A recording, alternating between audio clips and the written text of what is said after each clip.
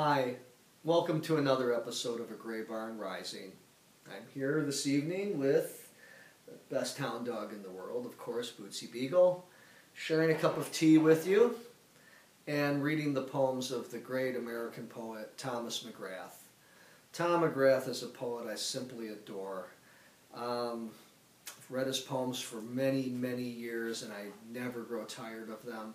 They're so rich. They have emotional depth, political depth, historical depth. They've got it all. Tom McGrath was born in 1916. He left the body in 1990. I talked about his historical and political reach. You know, one of the things that Tom McGrath is noted for was that he was called before the House Un-American Activities Committee in 1954, HUAC. The committee that Martin Dies headed. This was right before the McCarthy hearings, but in that same era. And Tom McGrath was asked to testify about his political beliefs, which were very left-leaning. And he refused to give up names and was thus blacklisted and even lost his job at what was then Los Angeles State College. Tom McGrath, his work is historical, political, emotional, just like I said, all of these things. And I know few poets who have the kind of reach that he does. And so I wanted to read actually some of his early poems. I wanted to begin with an early poem of his, at least, before moving into his later work, because a lot of times people right now are not looking at his early work, and I think we see the seeds of what came later. I want to read from a first edition of To Walk a Crooked Mile. This book came out in 1947, and I was just looking at the dust jacket, and actually this book in 1947 cost $2, if you can believe that. It's wonderful, as I've said before, I love to read out of original editions of books if I happen to be so lucky as to have them. So I want to read the opening poem in this book of McGrath's, entitled The Seekers, and it has a subtitle, Pueblo, Colorado, 1940. Our grandfathers were strangers, and their absurd notions said uncle to a century that built few fences. Pragmatists with 6 guns, their dreams were never fancy. Beyond their mustaches, their eyes eloped with nations. Their caravans set wagon tongues at a peculiar star. Led at last to mountains, they sought to map fidelity. Went loco in windy canyons, but lost they looked harder and harder. Our fathers, more complex and less heroic, were haunted by more ghosts than an empty house. Their joy was to thumb their hearts over. Masked like Freud, they entered their unconscious by the second story. But what they were seeking, or how it looked or sounded, we heard about only once in a blue moon, though they expected to know it if they ever found it. Every direction has its attendant devil, and their safaris weren't conducted on the boss's time. For what they were hunting is certainly never tame, and for the poor is usually illegal. Maybe with maps made, going would be faster. But the maps made for tourists in their private cars have no names for brotherhood or justice. And in any case, we'll have to walk because we're going farther.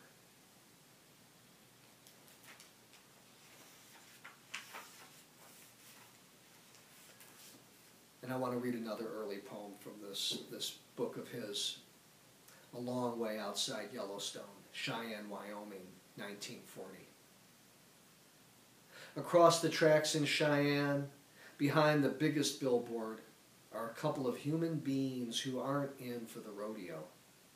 A week out of Sacramento, Jack, who was once a choir boy, and Judy, a jailbird's daughter, make love against the cold. He gets the night freight for Denver. She hitches out for Billings. But now, under one blanket, they go about their business. Suppose you go about yours. Their business is being human. And because they travel naked, they are 50 jumps ahead of you and running with all their lights on while half the world is blacked out. Poverty of all but spirit turns up love like aces that weren't in the deck at all.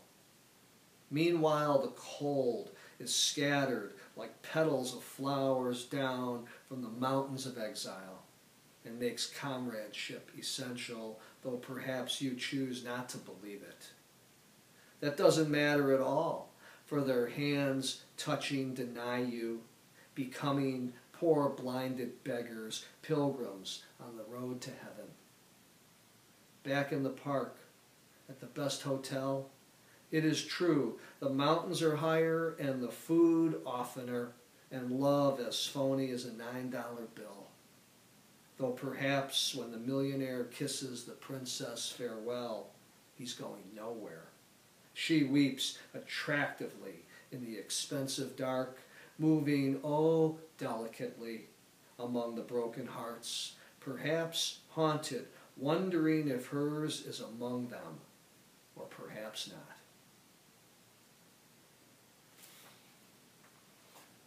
I think you can hear the compassion for the common person in Tom McGrath's work, especially in those first two poems that I read. Those were from To Walk a Crooked Mile. I just adore his reach into humanity in that way. This is a poem of his from Echoes Inside the Labyrinth. I love the horizontal nature of this book. That's not the normal size of a lot of books that we see. And this is a poem of his for the great Greek poet who was also very left-leaning, Yannis Ritsos. Yannis Ritsos is a poet that I will do an entire episode on down the road as well. I love his work. And Ritsos spent many years in exile on different islands in Greece, but also he in detention camps and things like that, but also he spent time under house arrest. So this is Poet of the Prison Isle, Ritsos against the Colonels. The Colonels were a military coup in a military government that was in Greece at the time. And this poem is dedicated to Carolyn Forshey. Poet of the Prison Isle, Ritsos against the Colonels, for Carolyn Forshey. So there you are, Yannis Ritsos, on that island of pure salt, where it only rains on the dead. Statues of sand, statues of Gaul, enormous legends of the Platonic Republic founded on gunpowder. Hush! The colonels are coming. The king is coming. Tra-la.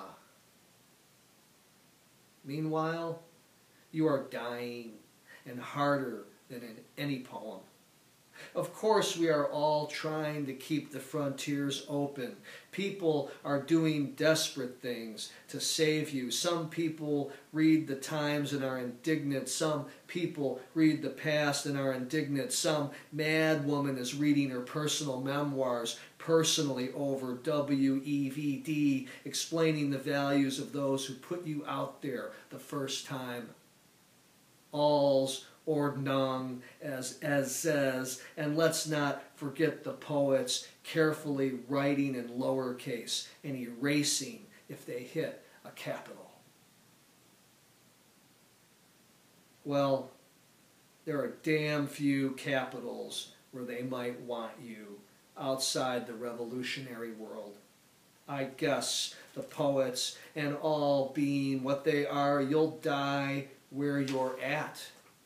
A sad thing, because you are the only one in the world who heard those terrible trains in the heads of widows, the trains that carry the conscripts to that Boss's War, the one just over the border.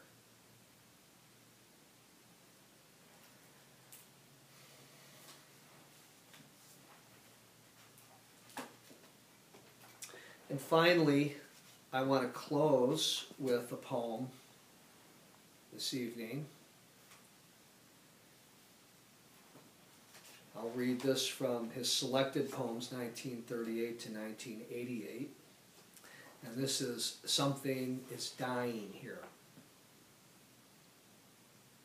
In 100 places in North Dakota, I should mention Tom McGrath was born and raised in North Dakota. And he spent many years in the Los Angeles area, where he had a group of poets around him, Alvaro Cardona Hine, Gene Frumpkin, several poets who hung out with Tom McGrath in L.A. in those days in the 50s. There was really a parallel movement going on in L.A. around the same time as the San Francisco Bay Area movement. We often think of California in the 1950s, unfortunately, as rather monolithic. We think of the beat poets in San Francisco, and they themselves weren't even monolithic. We had right across the bay, we had the Berkeley Renaissance going on simultaneously. But this was a tremendous flowering of poetry in Los Angeles at the time. Later, McGrath moved back to near his roots in North Dakota and spent a great deal of time in Minnesota. But in any event, since North Dakota came up in this poem, I wanted to mention his roots. Something is dying here. In 100 places in North Dakota, tame locomotives are sleeping inside the barricades of bourgeois flowers, zinnias, petunias, Johnny jump-ups, their once wild fur warming the public squares. Something is dying here, and perhaps I too, my brain already full of the cloudy lignite of eternity. I invoke an image of my strength. Nothing will come. Oh, a homing lion, perhaps, made entirely of tame bees. Or the chalice of an old storage battery, loaded with the rancid electricity of the 1930s. Cloud harps, iconographic blood rusting in the burnt church of my flesh. But nothing goes forward.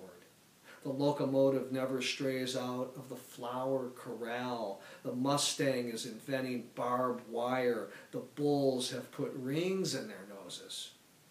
The dead here will leave behind a ring of auto bodies, weather-eaten bones of cars where the standoff failed. Strangers, go tell among the companions. These dead weren't put down by Cheyennes or Red Chinese. The poison of their own sweet country has brought them here. What an ending. McGrath tends to have endings like that that just completely blow me away and knock my socks off. That poem, again, was from the Selected Poems of Tom McGrath. This is a book certainly easy enough to find. It's from Copper Canyon Press. McGrath's work is immense. Even his later poems, some of his later poems are very short, almost haiku-like, showing his interest in Asian poetry. I think that some of you who know the poetry of the poets of Latin America maybe even heard echoes of poets like Pablo Neruda in some of the poems that I read today. McGrath is such a wonderful poet, and like I said, not only political but historical. The interesting thing about his political poems is that they are never dated. They don't lose the immediate connection to whatever it is that they're writing about, as some political poems can over time. And I think that's primarily because he grounds them in a historical moment that is just ever evolving. So I encourage you to seek out the poems of Tom McGrath. I hope you enjoyed this reading of his work, and I so enjoyed reading and sharing his poems with you this evening.